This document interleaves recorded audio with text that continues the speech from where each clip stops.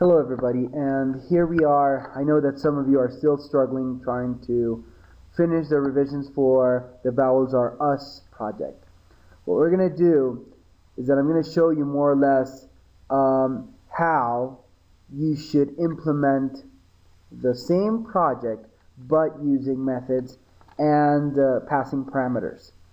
I believe that, and I'm going to use Joshua Letterman's example because he did such a great job. So I think it is important to give him credit for this because everything is well commented and there's a very good structure in the program. So what we're going to do is that I'm going to use this program as an example, and I'm going to tell you more or less what it should look like. You don't have to do it the same way, but at least you need methods that comply with these requirements.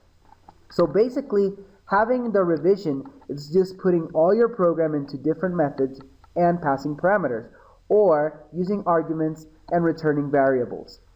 So as you can see, in this part, when he starts the program, there's the public class Vowels R Us, and the only private variables that we are creating at the beginning of the class is the variables that have to do, or the objects that have to do with the file import class. So here we have file input stream reader, and buffered reader. These objects are the ones that we need to import the txt file of Vowels R Us.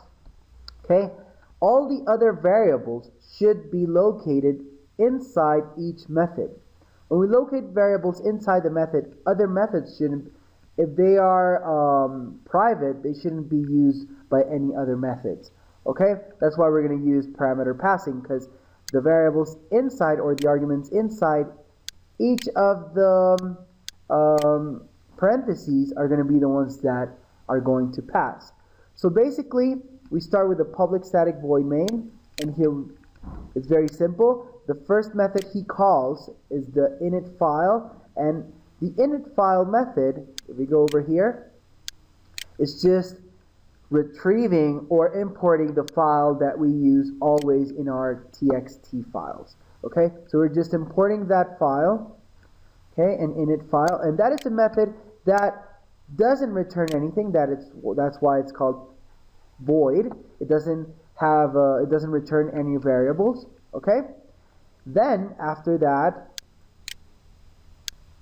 he initializes the data line, and then we start getting other methods. Okay. Then he goes to data line equal to get data, and get data is just grabbing each line of the Vowels R Us project. So that can be another method. So if you see get data, it's just reader.readLine. And of course, it returns this string. And in order to return that string on the main program, it returns the string on the main program and saves it in a variable called data line. Okay? Okay, so after we get the data, or we get each line, what the program wants to do is that he wants to separate each word of that line. So he has another method called getWord, and that getWord needs a string that is going to be the data line. So this is the arguments that are needed, okay, for this method. So in order for this method to work, the method has to be called, like getWord has to be called using a string.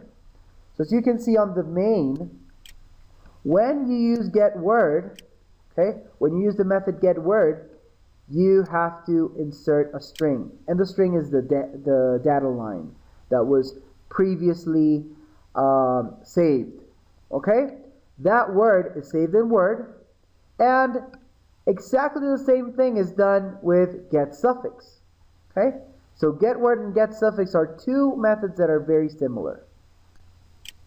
Okay, after that, then this is a Boolean method. Some of you are asking, how does the Boolean method work? Well, the Boolean method returns either true or false.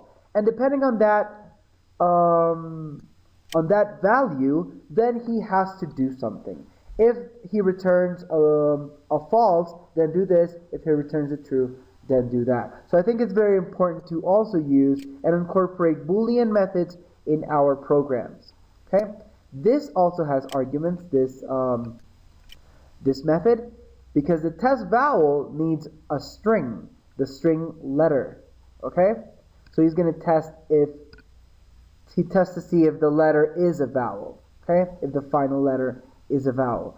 So it's very important that we divide our program. It's just dividing the program that you have into different methods.